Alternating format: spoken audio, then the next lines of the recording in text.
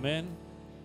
Við viljum byrja með yfirlýsingu það hvað Jesús Kristur okkur einu og sérhverju. Amen. Velkomin á samkomu í Fíladelfíu í dag. Heilsið svona 2-3 sem að kringum ykkur standa og óskið þeim blessunar drottins.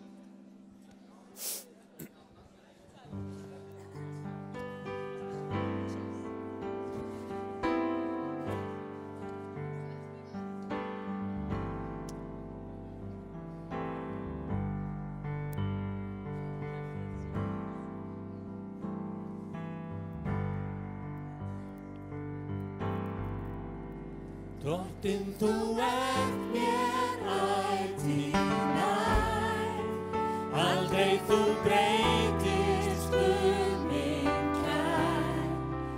Alltaf þú eins í dag sem í gær og alla tíð.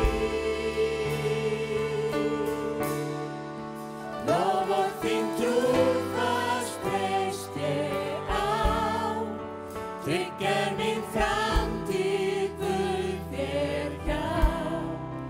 Örugga bjá, alvaldi Guð, ég elska þig.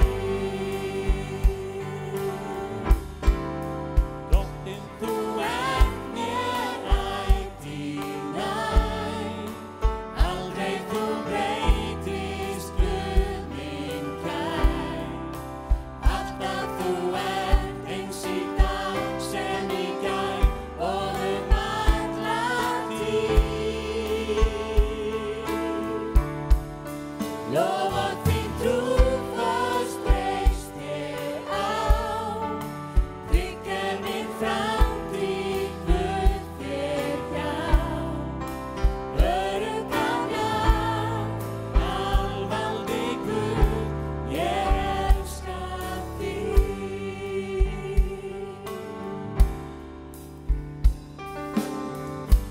Raunin lífsins reyna á,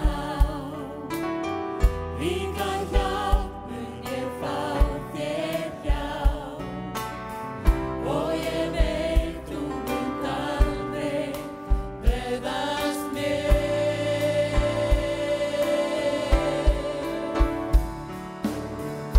Stormar lífsins steðja að, styrktu mig svo ég standist að.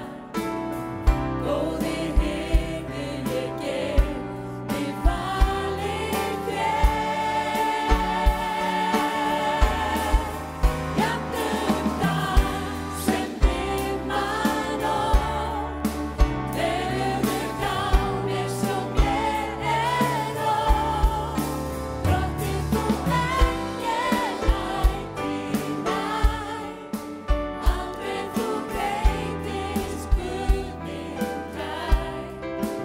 Alltaf þú eins í dag sem í gær og alla tíð.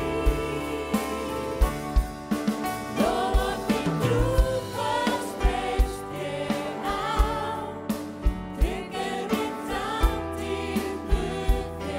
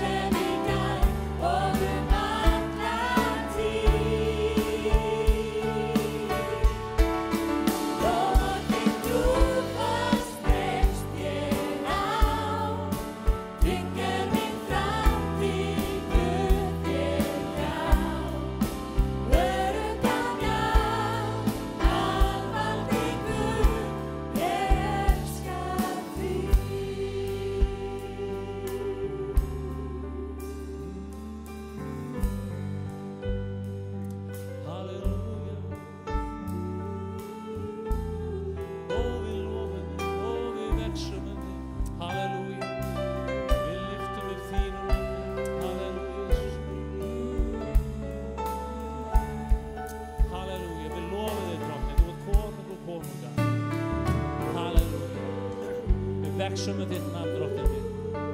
Við tilbiðjum og tignum þig.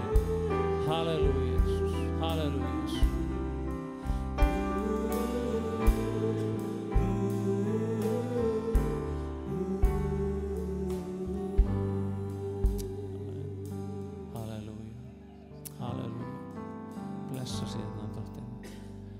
Við tilbiðjum því Jesú.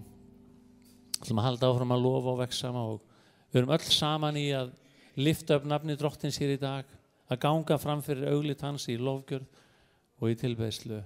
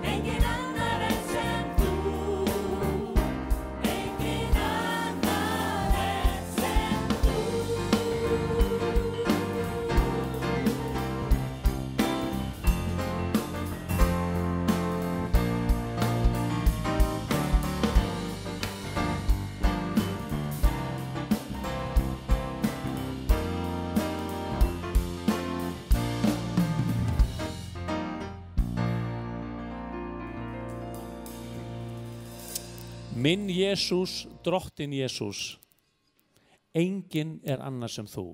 Ætlum við að syngja áfram. Amen. Yndislegt bara að fá að dvelja í nærveru Guðs, að fá að vera frammi fyrir hans augliti, að fá að byrja nýja viku með því að lofa og vegsama hann.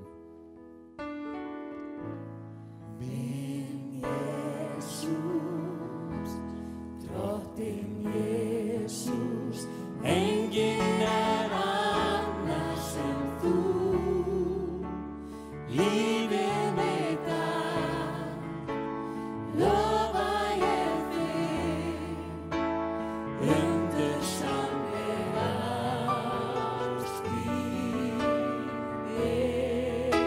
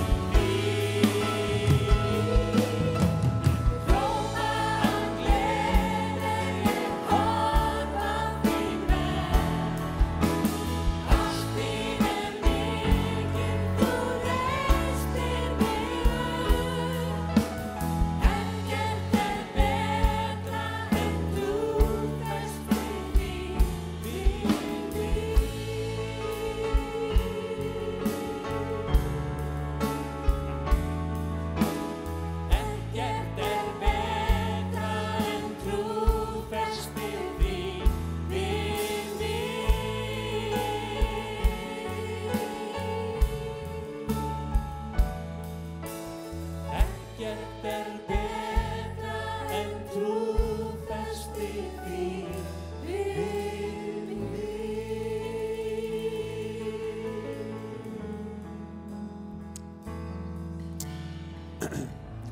Í bréfi Páls til Filipimanna segir hann: Ég þakka Guði mínum í hvers skipti sem ég hugsa til yðar og gjöri ávallt í öllum bænum mínum með gleði bæn fyrir yður öllum vegna samfélagsyður fagnaðarerindið frá honum fyrsta degi til þessa og ég fulltreysti inn með því að hann sem byrjaði í yður góða verkið muni fullkomna það allt til dags Jesú Krists.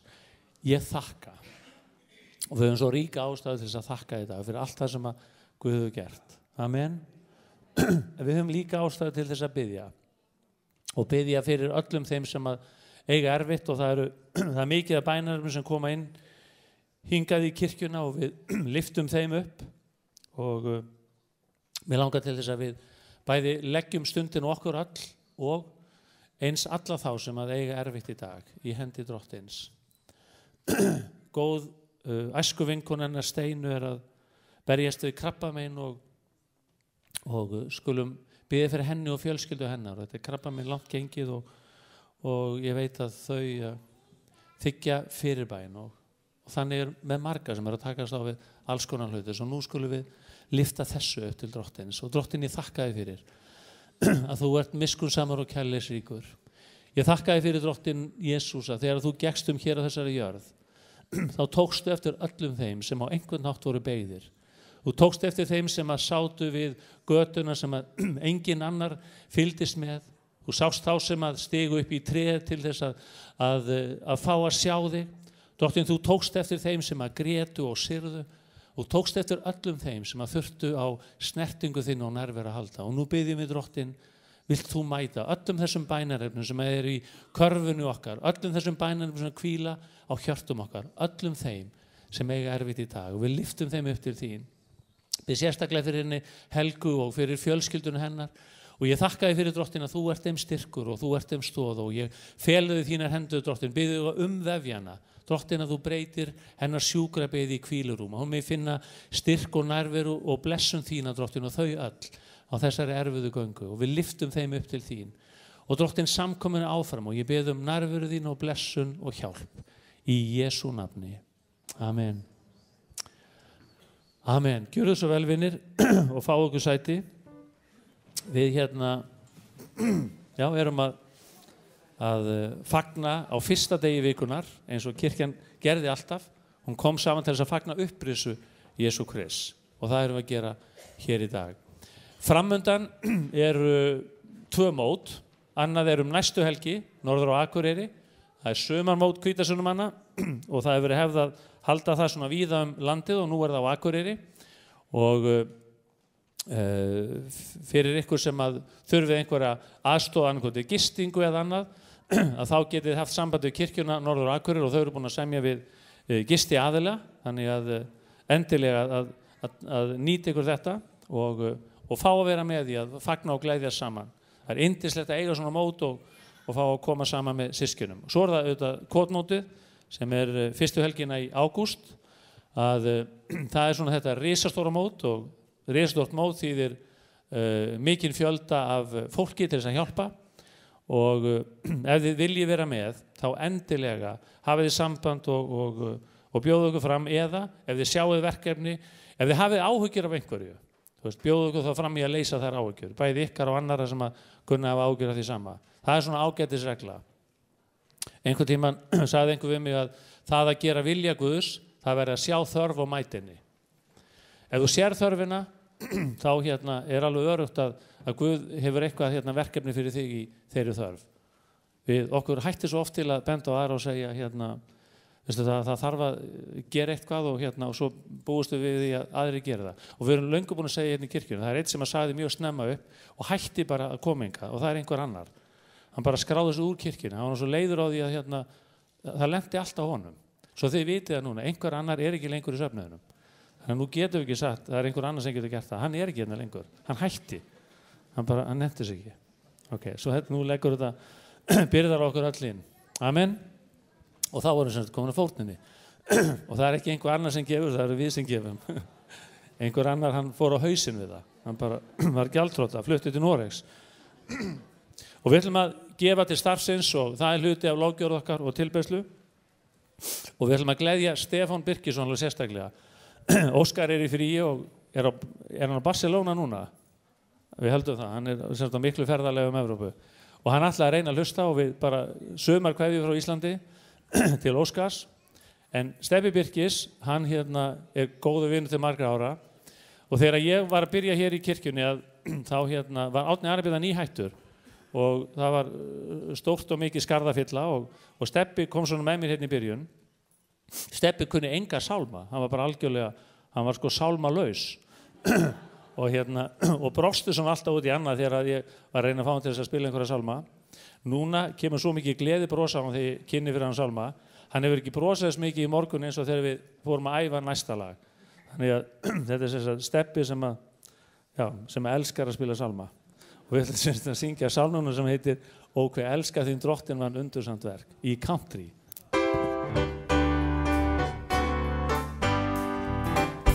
Ó hve elska þín drottin var undursamt verk, þá Jesús í hjarta kominn. Og þitt hjálpræði var mér sem hans bylgjast er, þá Jesús í hjarta kominn. Þá Jesús í hjarta kominn. Þá Jesús í hjarta kominn. Inn í hjarta fer gleðin sem alls hefur náð. Þá Jesús í hjarta kominn. Ég var hleypt eins og drunginn af himneskri náð. Þá Jesús í hjarta kominn. Og mitt skuldabréf alveg að eilífu má. Þá Jesús í hjarta kominn. Þá Jesús í hjarta kominn. Þá Jesús í hjarta kominn. Inn í hjarta fer gleðin sem hans hefur náð. Þá Jesús í hjarta kominn. Ég var frjáls og svo glaður og fylltist af von. Þá Jesús í hjarta kominn. Og ég trúði sem barnið á tilbækus von. Þá Jesús í hjarta kominn. Þá Jesús í hjarta kominn. Þá Jesús í hjarta kominn. Inn í hjarta fer gleðin sem hans hefur náð. Þá Jesús í hjarta kominn. Ég eit dauðanum lengur né dóminum kveik.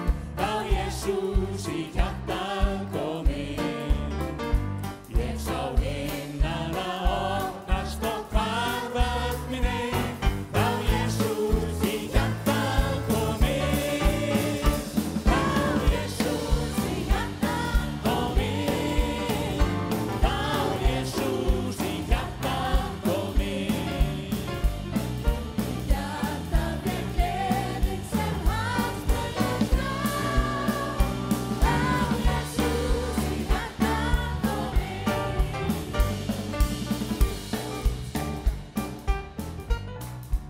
Sóló Stefán Birkisson í sálmi.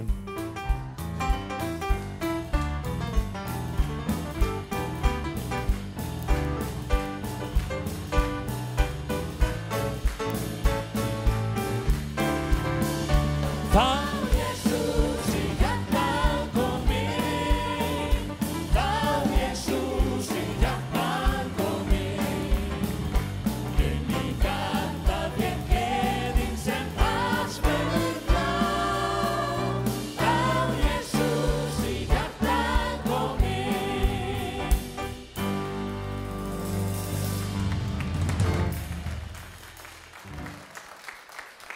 það fer ekki af honum brosið. Og það hefur verið yndislegt að þjóna með honum í gegnum tíðina. Hann stóð sig vel í þegar ég var að fá hann með hér í byrjun og hann hefur sungið mikið með okkur og núna undanfarið á jólatónleikum og alls konar og þannig að það er yndislegt að hafa hann þjónandi með okkur hér í dag. Við ætlum að syngja nokkra lofgjörðarkóra áður en að Helgi kemur hérna upp og tala svo til okkar Guðsorð í auðmýkt til þín kem. Þetta er lofgjörðarstund og svona þessar fyrstu 40 mínútur af samkominni ætlum við bara að vera frammi fyrir augliti Guðs að lofa og vexa með hann.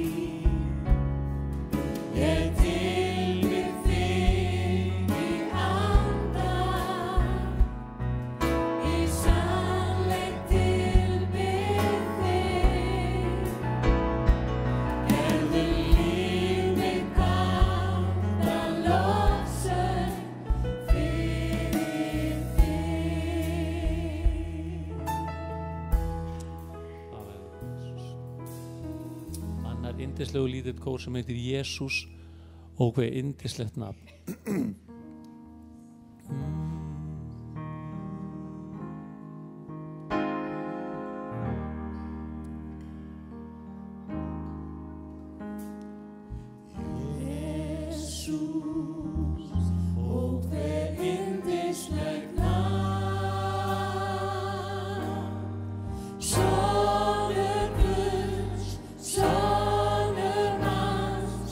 Lausnari minn.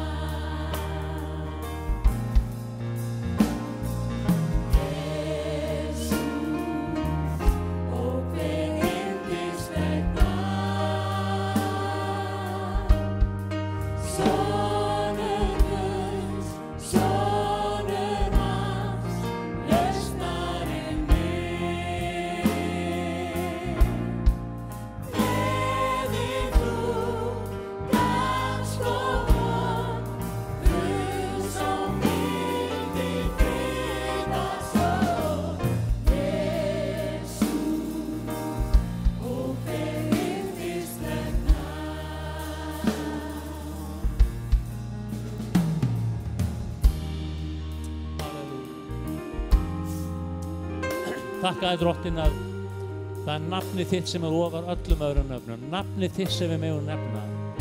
Það er nafnið Jesús sem að gera okkur frjáls. Það er nafnið Jesús sem að opnar okkur leiðina inn að hásæti Drottins. Það er nafnið Jesús sem að gera okkur heil.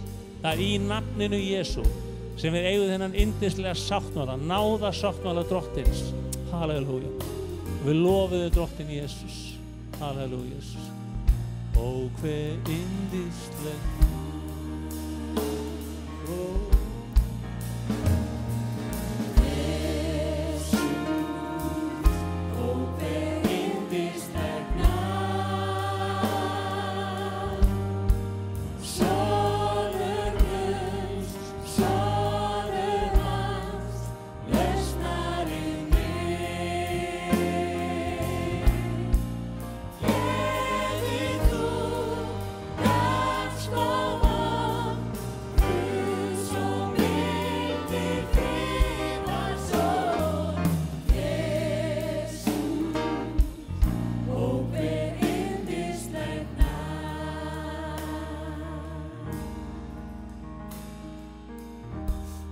Þegar við göngum í gegnum erfiða tíma þegar við höfum storminn í fangið þá er svo auðvelt að verða upptekin af þessum kringumstæðum öllum. Getur verið erfitt að hlusta einmitt þegar við þurfum mest að því að halda að Guð tali til okkar. Og áður en að Helgi kemur hérna upp og gefur okkur Guðs orð ætlum við að syngja lítið lag sem við köllum hljóður. Og þá fjallar einmitt þetta þegar stormar lífsins steðja að okkur og þegar við göngum í gegnum erfið tímabil í lífi okkar, þá þurfum við meir en nokkur sinni áður að læra að hlusta, að heyra Guð tala inn í okkar kringumstæður.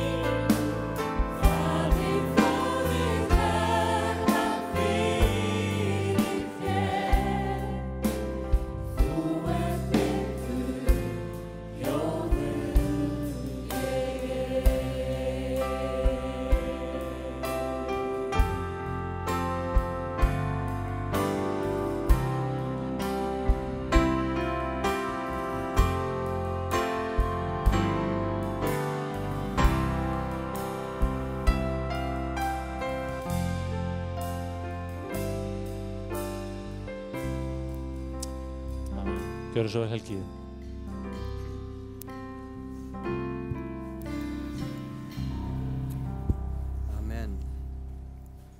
Amen. Yndislegt að fá að vera með ykkur hérna í dag. Og yndislegt að fá að vera með ykkur hérna í dag. Skulum biðja aðeins saman áður við förum í Biblíuna. Drottinn minn, ég þakka þér fyrir nærveru þína hér í dag. Þakka þér heilagur andi fyrir að þú ert hér. Þakka þér fyrir að þú ert að starfa. Þakka þér fyrir að þú ert snerta við okkur. Og við bjóðum þig velkomin, heilagur andi Guðs. Komdu og starfaðu í okkur. Komdu og kveiktu líf innra með okkur. Og dragðu okkur nær þér, Faðir, í Jesú nafni. Amen. Amen. Ég mun okkar að halda þess áfram í dag með það sem var talað síðast. Við höfum verið að tala svolítið heilagan anda í kjölfar hvítasunnuhátíðarinnar sem við heldum upp á fyrir svona 2 vikum. Og predikun í dag, eins og segi, er svona sjálfstætt framhald, ákveðið framhald og tala hvað heilagur andi gerir í líf okkar. Svona aðeins talað það síðast almennt hvað heilagur andi gerir og í dag langar mig að tala hvernig það ferli á sér stað, hvernig það gerist. Og ekki hafa ágjur ef þú varst ekki hérna síðast eða sást ekki síðustu samkomu. Þessi predikun gerir alveg ráð fyrir því, gerir ráð fyrir þér og munir ekki allt sem var sagt. Og ef þú ert nýr í fyrsta skiptið þá bjóðu þig hjartanlega velkomin og ef þú ert að detta inn á þessa samkomu gegnum interneti líka bjóðu þig hjartanlega velkomin og ekki slökkva, þá sé einhver kalla að tala. Ég banna þér það, ef ég geti vitað, benda mér fingri. En mér langar til að lesa predikun í dag er eiginlega bara byggð á 3 versum. Fyrst aðeins til að kynna hvað við erum að tala svo til að útskýra hvernig það gerist og svo að lokum hvernig við tökum þátt í því. Grunnhugmyndin í því sem við langar til að tala dag byggist á ávexti andans sem var aðeins talað hérna síðast. Og mér langar að lesa bara í Galatabréfinu 5. kafla. Ég ætla að lesa vers 22 og 3 og síðan vers 25 og það segir: En ávöxtur andans er kærleiki, gleði, friður, langlindi, gæska, góðvild, trúmennska, hógværð og sjálfsagi. Gegn slíku er lögmálið ekki. Fyrst andinn hefur vakið okkur til lífs, skulum við lifa í andanum. Og ef ég myndi spyrja, ef ég færi út á götur borgarinnar, myndi spyrja fólk hvað merkir það að vera heilagur? Og í svona daglegu tali, þegar fólk tala einhver sé heilagur, þá þýðir að þessi, hann er nú bara alveg heilagur. Vitið, hann er svo heilagur að hann er yfir aðra hafin. Einhver sem er heilagur, það er einhver sem er svona, hann má ekki snerta, hann er ósnertalur, já þessi, hann er bara alveg heilagur. Það má ekki tala hann, það má ekki gagnrýna hann. Það er svona daglega talið, er það ekki? Það er ekki allir, einhver sé heilug kýr. Vitið, að vera heilagur, það er ekki notað mjög jákvætt í daglegu tali. En aftur og aftur í Nýja testamentinu þá erum við kölluð til þess að vera heilug. Og að heilagleiki er svona eitt af því svona mikilvægustu hugtökunum í hinu kristna lífi, að vera heilagur, að helgast. Og ég myndi segja, ef við tækjum bara mannesku sem einkennist af þessum ávexti andans. Manneskja sem er bara út í gegn kærleiksrík. Manneskja sem er einfaldlega glöð, sama hvernig hvað á bjátar, sama hvernig gengur í meðbyr og mótbyr, það er gleði alltaf til staðar. Manneskja sem á einhver djúpan og óútskýranlegan frið. Manneskja það bara, þú kemur inn í herbergið og það fylgir hann bara einhver friður. Einhver sem er þolinmóð, sama hvað við erum óþolandi, sama hvað við erum leiðileg. Manneskjan er bara þolinmóð við okkur, tekur við okkur með jafnaðar geði. Einstaklega góðviljuð, hún er góð við alla. Manneskja sem er góð í gegn, trúföst. Hún tekur eitthvað að sér og hún sinnir því. Jafnvel þó hún hafi skuldbundist okkur og við erum leiðileg eða erfið, þá heldur hún áfram, hún gefst ekki upp á okkur. Manneskja sem er heilsteypt, auðmjúk, gríðarlega sjálfsöguð, en samt einhvern veginn á afslappaðan hátt. Ég veit ekki, þegar ég lýsi svona mannesku, hvað sjáu þið fyrir ykkur? Ég sé fyrir mér eitthvað dýrling, ekki? Þetta er eitthvað sem er heilagur. Og meira segja, ef við hugsum bara Jesú, hann er svolítið svona. Ég sé Jesú svolítið svona fyrir mér. Hann átti gleði, hann átti frið, hann var þolinmóður, hann var góðviljaður, hann var sjálfsagaður, hann sagði sannleikann þó það væri erfitt, trúr allt til enda. Svona er Jesús. Að vera heilagur, er það ekki að vera svona? Er þetta ekki svolítið skilgreiningin á því? Væri það ekki, hver var ekki til í þetta? kemur eitthvað á listanum, væri ég til í að geta ítt á okkur takka og fá bara sjálfsaga, okkur það væri næs, þolinmæði, það svo hérna, var ekki pappans Seinfeld sem var alltaf að sko, hugar á nú, Guð gefur mig þolinmæði strax, það er svona, værum við ekki til í það? Ávöxtur andans nákvæmlega þetta, heilagur andi, hann gerir okkur svona, og ég væri til í að vera svona, veit hvað ég væri ennþá meira til í? Að allir í kringum mig væri meira svona. Það væri yndislegt. Já, amen. En hvernig gerist þetta? Hvernig verð ég svona? Hvernig verð ég allavega nær þessu? Lykilatriði þessu versi, og ég ætlum ekki að tala aðlega um þetta, það er númer 1, þetta er ávöxtur. Ávöxtir spretta hægt og rólega, byrjar sem blóm, svo koma þær pínulitlir og svo bara vaksa þeir. Áreynslulaust og eiginlega án þess að takir eftir því. Og svo númer 2, þetta er ávöxtur andans. Það er heilagur andi sem gerir þetta í lífum okkar. Heilagur andi er uppsprettan, hann er forsendan, hann er ferlið, hann er allt í öllu. Og heilagur andi er bara kjarni þess hvað það er að vera kristinn. Og við sem erum kristinn, við megum aldrei falla í þá gryfju að heilagur andi verði bara eitthvað svona dulræðið hugtak. Já, eitthvað sem, þegar ég ætla að tala um eitthvað sem ég get ekki útskýrt, þá segir ég, já, heilagur andi. Þá ætla ég ekki að tala um það meir. Heilagur andi er persóna. Heilagur andi er kraftur. Heilagur andi er brunnur sem ég á að drekka úr á hverjum einasta degi. Heilagur andi er raunverulegur og hann er áþreifanlegur. Og ég þarf að eiga samband við hann. Og hvernig gerum við það? Hvernig virkar þetta? Hvernig eignast ég þetta ferlið, þennan ávöxt í mínu lífi? Eins og ég segi, það er eitt vers sem ég les sem útskýrir það og annað vers sem fjallar daglegt líf, hvernig það virkar.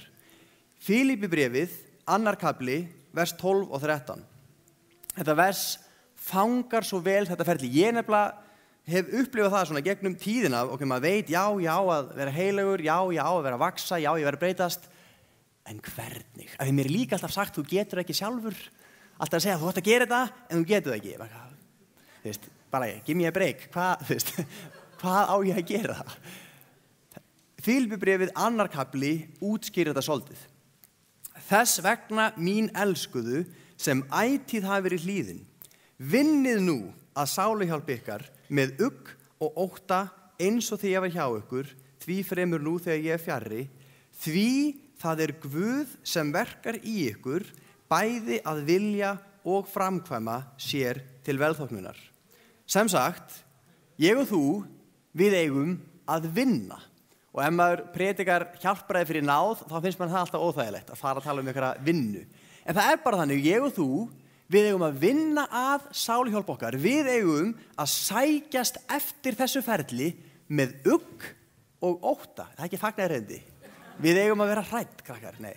Við eigum að taka þessu alvarlega. Við eigum ekki bara að gera ekki neitt, við eigum að vinna að þessu með ugg og ótta. Af hverju? Því það er Guð sem er að verka í okkur. Bæði að vilja og framkvæma. Guð fær okkur til að vilja ferlið. Þannig ef þú vilt það, ef það er löngun í hjartaðinu, þá getur þú að hoppa hæðin af gleði því að Guð er að gera eitthvað í lífiðinu. Ef þið langar að sækjast eftir þessu, ef þið langar að eiga ávöxt andans, það er Guð sem er að laða það fram. Það er Guð sem er að starfa. Og það sem þetta vers er að segja, ekki ýta því til hliðar. Ekki gera ekkert með það, ekki gera ekki neitt.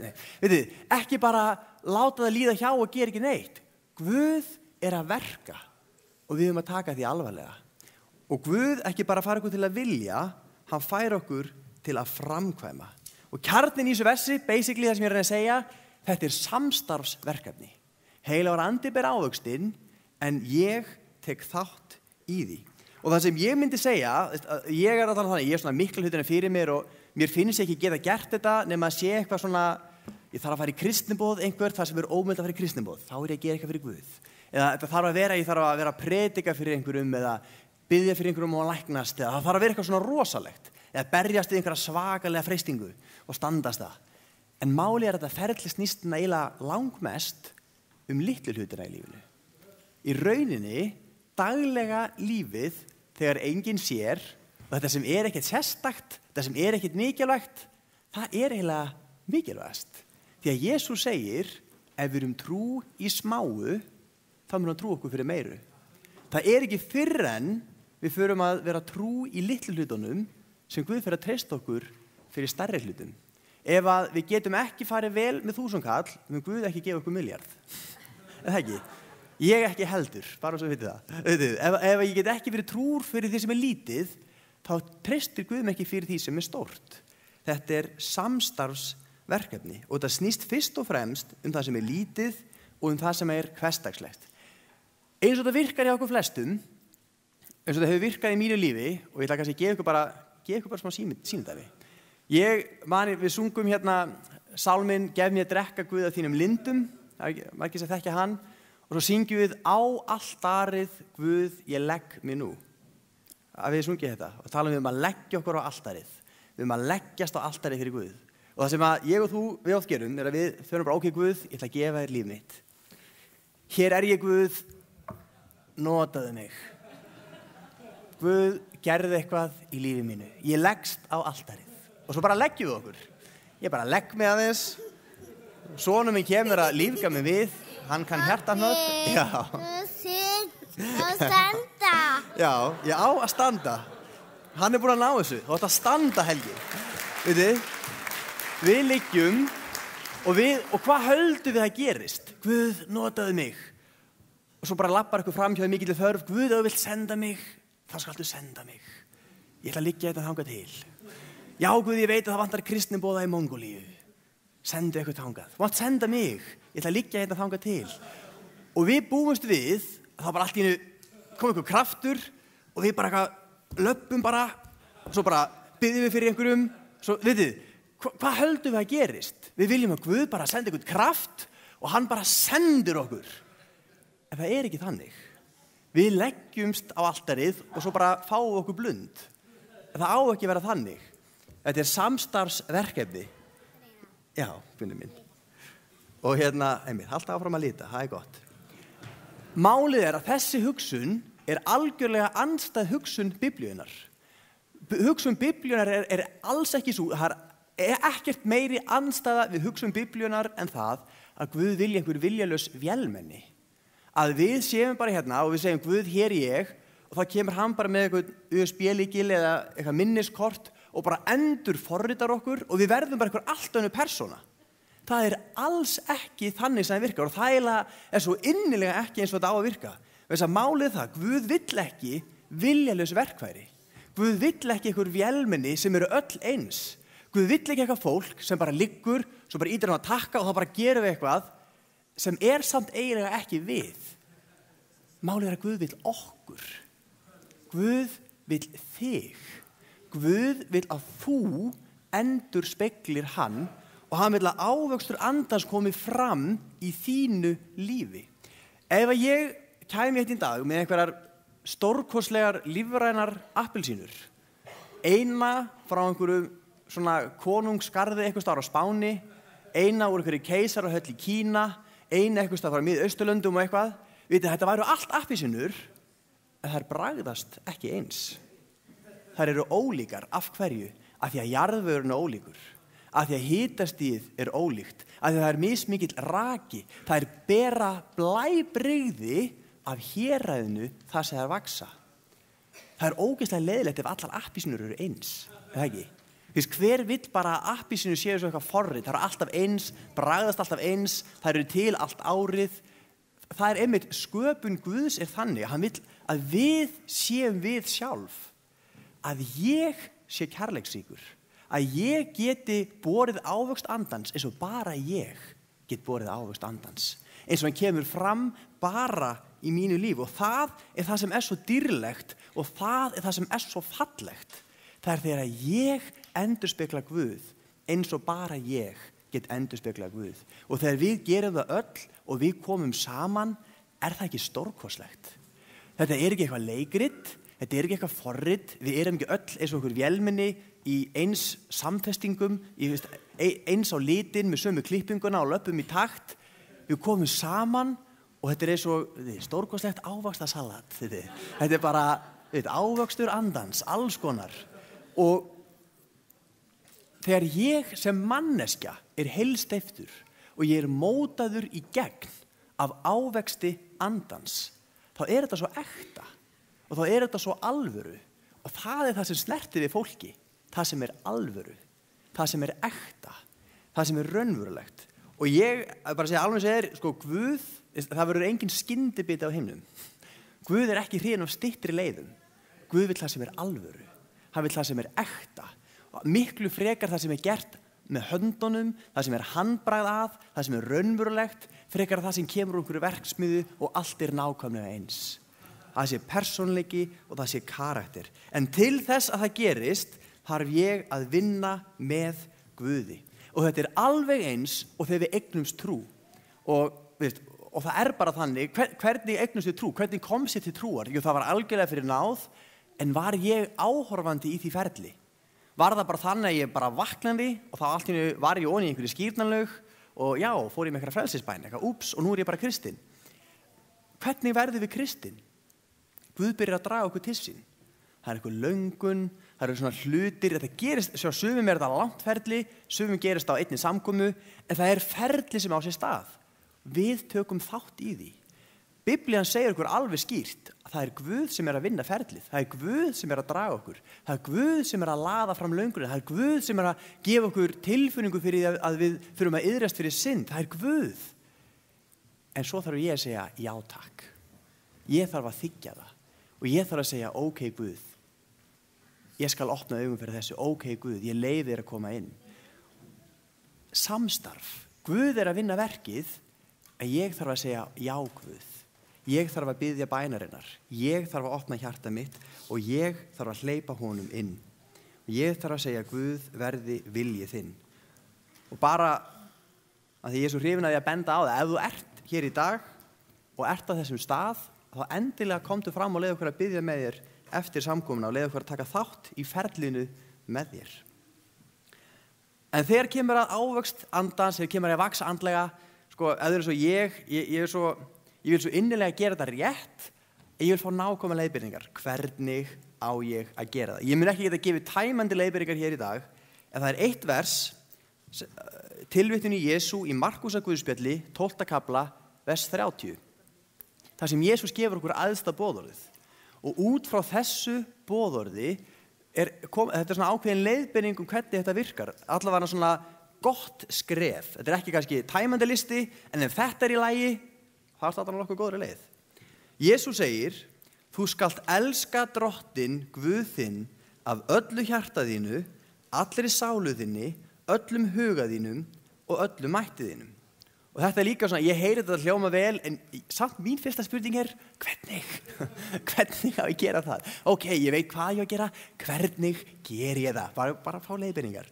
Bara, af hverju getur Biblían ekki verið svo íkjæðabæklingur? Bara myndir, 1, 2, 3, allt þetta. Og svo getur bara að borga smá pening og kemur einhver maður heim til þín og gerir það. Það væri næs. Það virkar ekki alveg þannig. Fyrst kemur hjartað. Hvernig elska ég Guð af öllu hjarta? Í Biblíunni hjartað alltaf, að mætti segja það svona sæti viljans. Þar sem að vilji minn býr. Það hjartað. Fyrsta skrefið í því að Guð geti borið ávöxt andans í mér að ég gefi honum vilja minn. Það skref númer 1. Ég þarf að vera tilbúin að lúta Guði. Ég þarf að treysta því að hann viti betur en ég og í rauninni að hans vilji sé betri en minn vilji. Af því að hann betri en ég, hann kærleikur. Ég ekki alveg komin svo langt að vera skilgreindur þannig. Helgi kærleikur. Nei, það ekki þannig. Hann kærleikur og hann vill mér vel og hann elskar mig og aðra miklu meir en ég get nokkuð tíma skilið. Það sem hann vill hlýtur að vera betra en það sem ég vil. Og ef að minn vilji og hans vilji stangast á, þá verð ég að vera á þeim stað að vera tilbúin að segja, verði þinn vilji en ekki minn vilji. Þetta algjör forsenda þess að ferlið sé mögulegt. Og þú þarft ekki að vera á þeim stað og sér bara fullkomlega þarna. Það bara allir kristni menn á öllum tímum og sinni göngu lenda í baráttu þarna. Þetta það erfiðasta sem við gerum sem mannlegar verur og ég persónulega myndi bæta við sem Íslendingar. Að gefa eftir vilja okkar, að treysta því að einhver viti betur en við. Þetta bara svolítið erfitt, vitið. Og þetta erfitt fyrir mig. Þetta stundum erfitt. Og það sem að verður virkilega erfitt, þegar á reynir, það þegar að kemur að því að ég finn að Guð að segja eitthvað við mig. Og ég les í Biblíunni og hún virðist segja eitthvað sem óþægilegt að þetta synd sem mér þykir skemmtileg. Eða þetta löstur sem ég veit eiginlega löstur en mér þykir bara svolítið vænt Þetta bara svona hluti af mér. Það svo erfitt að gefa eftir þarna. Sérstaklega þegar samfélagið segir bara að þetta sé ókei. Eða þegar annað fólk í kirkjunni segir bara að þetta sé ókei. En ég finn að þetta ekki allt í lagi. Og ég les eitthvað í Biblíunni og ég get ekki skilja öðru sem þetta sé ekki í lagi. Það skiptir svo miklu máli að ég sé tilbúin að segja Guð, ég vil frekar gera rangt í því að reyna of mikið að mótast að þér en að taka sénsinn á eitthvað sé í lagi sem ekki í lagi. Flestir kristni menn sem bara hætta að vaksa og kólna í trú sinni og færast frá klikka hér. Þeir koma að einhverjum gatnamótum þar sem þau þurfa að taka ákvörðun sem óþægileg, þau þurfa að gefa eftir eitthvað sem þeim þykir vænt og þeir ákveða að fara frekar sinn veg en að velja veg Guðs. Gera frekar sinn vilja en Guðs vilja. Og þá bara stoppar vöxturinn. Það bara þannig. Það sama hvað annað í lagi. Ef að hjarta mitt í uppreisn gegn Guði. Ef í hjarta mínu ég segi, ég veit betur en þú Guð, þá sama hvað annað í lagi. Þá ég bara stopp. Og það gerist nákvæmlega ekki neitt. Hjá mörgum þetta eitthvað sem tengist heiðarleika í fjármálum eða treysta Guði fyrir fjármálum sínum. Oft þetta eitthvað sem tengist kynlífi eða samböndum. Það gæti verið manneskjan sem ég vil ekki fyrirgefa. Það gæti verið skapið sem ég vil ekki hemja. Ég bara svona persóna, ég bara svona manneskja. Það særir fólk í kringum mig, en svona bara ég. Vitið, þessir hlutirnir sem ekki í lagi, en ég vildi bara væri í lagi. Og ég bara stopp. Engin meiri ávöxtur, ekkert líf, og það gerist bara ekki neitt. Fyrir en ég segi Guð verði þinn vilji en ekki minn vilji.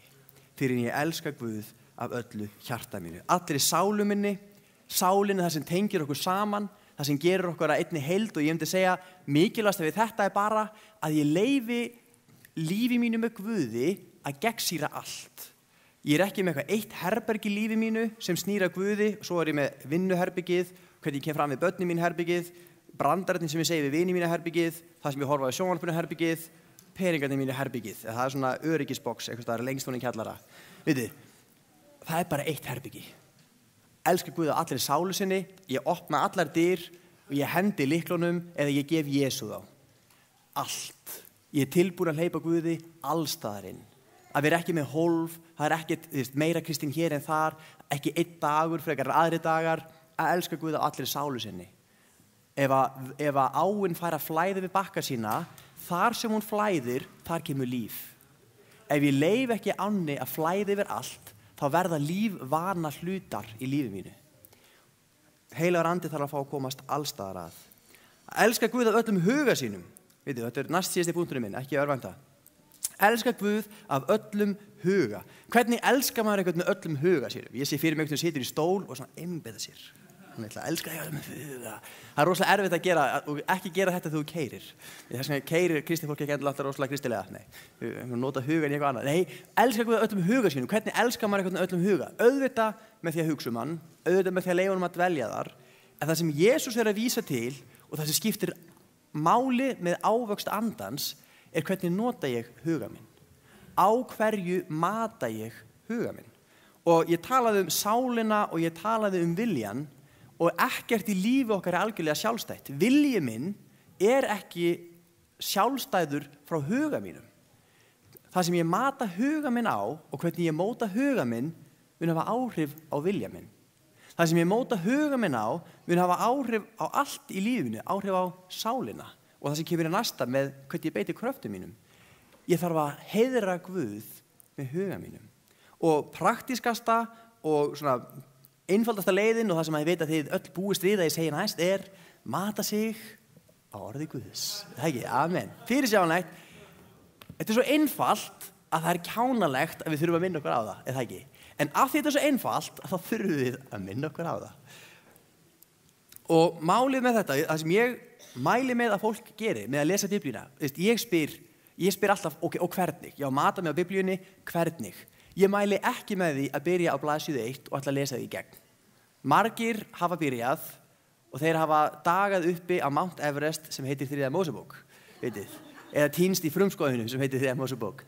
Ég mæli með því að þú vilt bara lesa því til uppbyggingar og ná árangri og þú ert Íslendingur og þú hefur ekki 5 tíma á dag, veldu bók í Nýja testamentinu. Byrja bara, ef þú hefur ekki tíma fyrir annað, Nýja testamentið hefur forgang, það tala skýrast inn í líf okkar. Ef þú hefur lítinn tíma, veldu eitt af bréfunum. Þau eru flest ekki lengri en 6 kaflar, Rómarbréfið og Korinthubréfið undantekning, flest ekki lengri en það, þú getur lesið það í gegn á hálftíma. Ef þú stoppar ekki við orð sem þú skilur ekki og svona, þú heldur bara áfram, lætur samhengi tala. Ég mæli með því, það er gott að lesa nokkur vers á dag, en það er ekki leið til vaxtar. Það lifir enginn á halvum banana á dag. Ekki marga dagi í röð. Það er kannski hægt, ekki reyna það, allan ef þú reynir það, tala við læknirinn fyrst, ekki gera mig ábyrgan fyrir því. Hver myndi sætta sig við það? Hver sætti sig við að borða bara halvan banana á dag? Enginn. Ekki ef hann á ískáp. Ekki ef það er maturvestur hinn með götuna. Borðaðu mat. Borðaðu almennilega. Ég mæli með, sestu niður, taktu stuttabók, lest hana hratt yfir. Lest hana svo hægt í gegn og fara svo aftur hratt yfir hann og myndið á hvað stóði í henni. Teku þig innan við klukkutíma. Ég garantera það. Innan við klukkutíma. Ég hef gert þetta við Rómverjabréfið, tók mig innan við klukkutíma og ég les ekkert rosalega hratt. Ef þú gerir þetta, ekki hverju einasta degi, bara einu sinni í viku, tekur eina bók fyrir, getur lesið halvan kafla á dag alla vikuna, svo á laugardögum frekar hann að horfa eitthvað á sjónvarpinu eða bara mista af HM, það kemur eftir 4 ár aftur, bara gerir eitthvað klukkutími. Veistu það, predikun getur verið góð en það kemur ekkert í staðinn fyrir að mæta Guði í orði hans. Það kemur ekkert í staðinn fyrir bara beint í uppsprettuna sjálfur. Maður vex rosalega. Og þegar þú fær spurningar, gerðu þess að við viltu vinna 1.000.000, hringdu í vin, hringdu bara í vin og talaðu við hann og kannski kveikur í einhverjum öðrum, hann fer líka að lesa Biblíuna sína. Ég mæli svo eindregið með þessu, ekki sætta þig við halvan banan á dag. Fáðu þér mat, fáðu þér smá steik, rjóma sósa yfir, skiljiði, bara franskar, nei, ok, það eru afbökriðunar, nei, borðaðu mat, lestu Guðs orð, mataðu þig á því í alvörunni. Það er besta leiðin til að leyfa Guði að tala inn í líf sitt. Og svo auðvitað bara að gefa honum tíma og biðja. Og svo að lokum, elska Guð af öllum mætti sínum. Það er að framkvæma í samræmi við það sem við vitum að er rétt. Eins og ég ætla ekki að leggjast aftur, þegar sonur minn kemur og fer að endurlíka mig. Vitið, það segir í Biblíunni, trúin er dauð án verkana. Það er gagnslaust að vita allt en gera svo ekkert með það. Það er gagnslaust að kunna hjartanóð og svo liggur einhver í hjartastoppi og þú stendur og segir, ég kann hjartanóð. Ég veit og svo bara fara að lýsa því. Það gagnast engum. Þú þarf bara að hnoða. Þú þarf bara að vaða og bara fara í verkið. Framkvæmdin er oft besta leiðin til að læra og munum hérna, það eru litlu atriðin.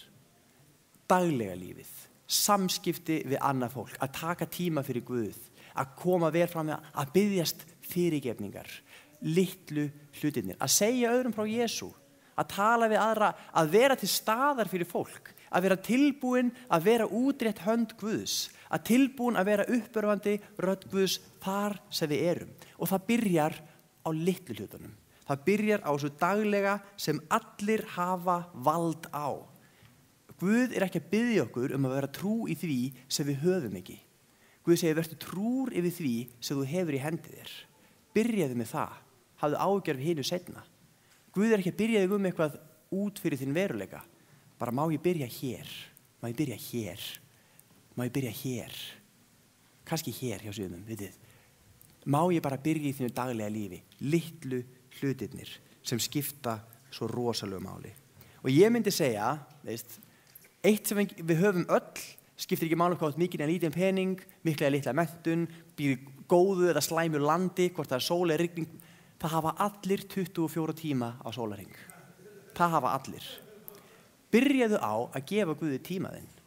Bara, ef þú nota dagatal, bara tekur frá tíma á dag, þennan tíma á Guð. Ef ef þú byrjar bara þar og byrjaðu raunhæft, ekki taka 2 tíma, 3 tíma, byrjaðu á 10 mínútum, en haltu þið við þær, vertu trúr og ég lofa þér því, Guð mun blessa þann tíma og áður en þú veist af, myndi ekki sætta þig við bara 10 mínútur, bara akkur ég borða halvan banan, ég ætla að borða allan, heyrðu, hér er ávaxtakarfa, skiljið, hérna er eldavél, þú vilt meira og þú ferð að vaxa. Að lokum, heilagur andi lífið á bakvið ávöxt andans. Og þetta svolítið eins og hormónakerfi líkamanns, myndi ég segja. Myndlíkingin þetta er samstarf, ég geri eitthvað líka. Þegar fólk ætlar að koma sér í gott form. Lykillinn ekki lóðin sem það lyftir. Lykillinn ekki staðurinn þar sem það æfir eða hversu hratt það hleypur. Lykillinn í rauninni ekki manneskjan sjálf. Lykillinn hormónakerfi líkamanns. Ef þú æfir og líkaminn gerir ekki neitt, ef bara þú vinnur, þá bara meiðurðu þig. Það sem gerist, mér finnst þetta vera eins með ávöxt andans, með hvernig heilagur andi vinnur líf okkar. Þegar þú tekur rosalega á, líkamlega, það sem gerist eftir á að líkaminn, hormónakerfið, fer að fullt. Það fer að byggja upp. Það fer að styrkja það sem þú notaðir. Og það sem að líkaminn gerir, hann segir, já, þetta er gott, ég ætla að gefa þér smá endorfín. Þannig að þið líður svolítið vel. Ef þú gerir þetta reglulega og byggist meira upp, þá styrkistu. Það ekki þú sem styrkir þig. Það hormónakerfið. Það líkaminn sem bregst við. Það alveg eins með heilagan anda. Þegar ég leyfi honum að starfa, þegar ég vinn með honum, þá kemur hann og hann gefur vöxtinn. Ég vinn verkið, hann gefur vöxtinn. Og svo gefur hann mér líka endorfín sem ég líði vel og langi að endurtaka leikinn. Þetta er svona yndislegur vítarhringur ekki orðið, svona ferli, hringrás sem fer í gang. Ekki missa af því sem Guð vill gera í þínu lífi. Ekki missa af vextinum sem Guð vill að þú upplifir í þínu lífi. Guð fer ekki manngræna álit sem þýðir það skiptir ekki máli hver verum, möguleikar okkar til vaxtar andlega jafn miklir hjá okkur öllum. Það gildir það sama okkur öll. Bara, himinin takmarkið. Það ekkert lok á því hvað þú getur vaxið mikið ef þú bara vinnur með Guði, ef þú bara leyfir honum að vinna. Og það byrjar í þessu litla. Þannig að mín hvatning til okkar í dag leyfum heilugum anda að bera ávöxt. Mín hvatning þessi, veru trú yfir því sem við höfum, sama hversu mikið lítið það Og mín hvatning þessi, segjum bara velkomin heilagur andi. Og þegar hann starfar, vinnum þá með honum. Skulum enda á því að biðja saman, áður en við bjóðum svo fram til fyrirbænar og biðjum með og fyrir hvert öðru. Drottinn minn, ég þakka þér fyrir að þú ert góður Guð. Og ég þakka þér fyrir það, Jesús, að þinn vilji fyrir okkar líf að við blómstrum sem manneskjur. Við séum heilsteypt, við séum hamingjusöm, við séum uppfull af þínum friði, þinni gleði, Drottinn, þínu langlindi, þínum sjálfsaga, allt það sem við vildum eignast, en getum ekki eignast í eigin mætti. Heilagur andi Guðs, við bjóðum þig velkomin og við lýsum því yfir, Drottinn, við þráum að sjá ávöxt andans í líf okkar. Drottinn, við þráum að bera ávöxt andans ríkulega. Við þráum, Jesús, að líkjast þér meira og við segjum, heilagur andi, viltu koma? Viltu vökva líf okkar? Heilagur andi, viltu koma og viltu sýna okkur, Drottinn? Ef það einhver staður í líf okkar þar sem við erum í uppreisn gegn þér, þar sem við höfum lokað á þig, þar sem við bremsum þig af, eða þar sem við erum að hindra þig í að vinna þitt verk í okkar lífi. Heilagur andi, kom. Opinberaðu sannleikan, andi sannleikans. Lýstu ljósi þínu á líf okkar. Heilagur andi, viltu koma og viltu græða þar sem það eru særindi eða eitthvað úr fortíðinni, Drottinn, sem hefur verið gert á hlut okkar, eða jafnvel við höfum gert okkur sjálf sem að hindrar okkur í því að vaxa, Drottinn. Viltu koma, heilagur andi, og græða? Viltu koma, heilagur andi, og laða okkur til þín, Drottinn? Við bjóðum þig velkomin og við biðjum þig að þú starfir í líf okkar. Gerðu þig dýrlegan okkar á meðal. Í Jesú nafni. Verði viljið þinn. Amen. Amen. Og við bjóðum fram til fyrirbænar í hliðarsalnum. Það verða fyrirbændur tilbúinir að taka á móti þér. Þannig að spyrir bara Guðs blessunar og við eigum góða viku. Amen. Syngja saman áður en við förum hérna niður og njótum samfélagsáfram eða fyrir þá sem að þurfa að fara heim, þá skulum við enda með því að lofa Drottinn saman í þessum yndislega sálmi Davíðs konungs númer 23, Drottinn er minn hirðir.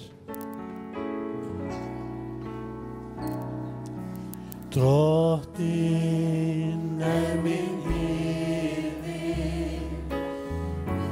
mig mun ekkert bresta, á grænum grundum lætur hann mig hvílast, leiðir mig að vatnum, þar sem ég má næðis njóta.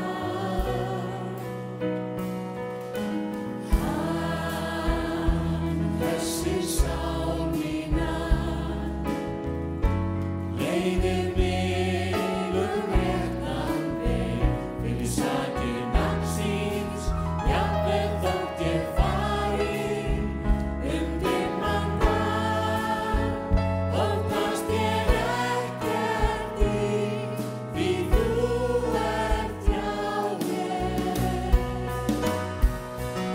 Sprottinn þinn og stafur huggar mig, þú býr mér borð frammi fyrir fjendum mínum, þú smyrð höfuð mitt með olíu, bikar minn er barmafullur. Gæfa og náð fylgja mér, alla ævi daga mína, og í húsi Drottins bý ég langa ævi. Drottinn er minn hirðir, mig mun ekkert bresta.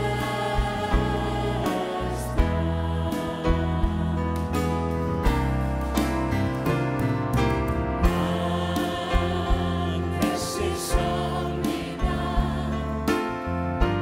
leiðir mig réttan veg, fyrir sakir nafns síns, jafnvel þótt ég fari dimman dag, óttast ég ekkert því þú ert hjá mér. Sprottinn þinn og stafur huggar mig, þú býr mér borð frammi fyrir fjendum mínum, þú smyrð höfuð mitt með olíu, bikar minn er barmafullur. Gæfa og náð fylgja mér, alla ævi daga mína, og í húsi Drottins bý ég langa ævi. Drottinn er minn hirðir, mig mun ekkert bresta.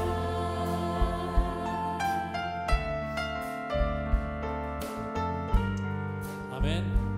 Takk fyrir samveruna í dag og hérna uppi, og það er samfélag eins og við erum vön í neðri sal kirkjunnar, og ég vona allir sjá sér fært að koma og njóta þess og njóta svo sumarsins áfram. Það eru margir í sumarfríi og margir að fara í frí, og þannig er sumarið, en við komum og njótum, og hér hefum við alltaf þennan fasta punkt til þess að koma saman og lofa Drottinn.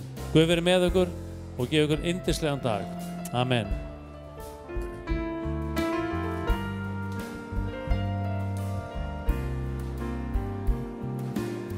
Það er komið að lokum samkomunnar hjá okkur í dag. Við þökkum þér fyrir að hafa fylgt okkur eftir, hvort sem þú varst að hlusta á Lindina eða horfa á okkur á philadelphia.is. Eins og hann Helgi sagði svo skilmerkilega frá, þá er það vilji Guðs að við vöxum andlega og að trú okkar vaxi. Við leggjumst ekki niður og bíðum eftir því að Guð gerir kraftaverk, við þurfum sjálf að fara af stað. Og ég hvet þig til þess að taka Biblíuna þér í hönd og lesa. Ef ekki á hverjum degi, þá minnstakosti nokkrum sinnum í viku.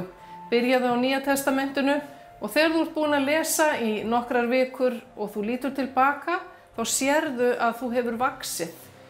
Þú finnur það kannski ekki frá degi til dags, en þú áttar þig á því þegar þú lítur tilbaka. Og mig langar til þess að biðja fyrir þér við endum þessa samkomu og því að biðja fyrir þér. Guð þekkir þarfir þínar, veit hverjar þær eru og ég legg þig í hans hendur. Drottinn, ég þakka þér fyrir að líf okkar er þér falið. Ég bið fyrir þeim sem eru að hlusta eða horfa og ég bið að þú mætir þörfum þeirra. Ég bið þig að hjálpa þeim að gefa þér tíma. Ég bið Drottinn að þú hjálpir þeim að lesa orðið þitt og tala til þeirra og ég þakka þér fyrir alla þá góðu hluti sem þú vilt gera í líf okkar allra. Verði þinn vilji í líf okkar, í Jesú nafni. Amen. Vertu velkomin í Fíladelfíu næsta sunnudag klukkan 11. Ég bendi á heimasíðun okkar filadelfia.is því að hér er alltaf eitthvað að gerast alla daga vikunar. Takk fyrir samveruna í dag, verið sæl og Guð blessi ykkur.